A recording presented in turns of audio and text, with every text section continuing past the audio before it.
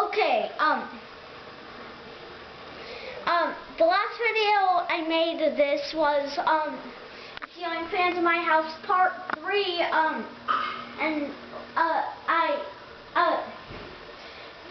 it was in the dark and I turned the light on in the middle when I shot this on the Ceiling Fans in My House Part 3. It's from Lowe's. It replaced a Hampton Bay Glendale. Don't know if it was original to the house or not. The reverse switch just right up in the motor. And I got this from Lowe's. It's my favorite fan from Lowe's ever. I just decided to buy it. It was for $159. I had $221.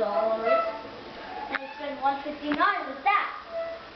Now here's the remote. It just falls off the wall. And I don't know what switch we flipped, but here's high. Hold on. Not turning on. You know what? Here's this one. Try it now. Okay. Okay, this is high.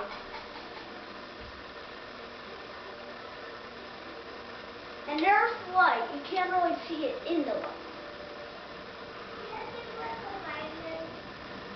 I'm making it only that light in the light. And I was just talking about earlier in the beginning of the video. Okay, it doesn't wobble at all. Well, it spins pretty fast for a 3-bladed fan. Here's medium. This turns blue whenever you push any of these 5 buttons. That's kind of a real fast low speed. Get low. And off.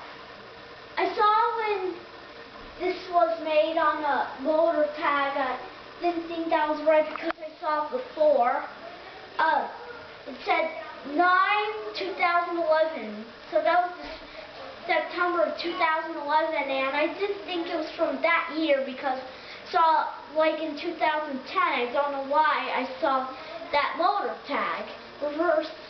Reversing switch is in the motor. I might have already told you. Oh wait, not in this video.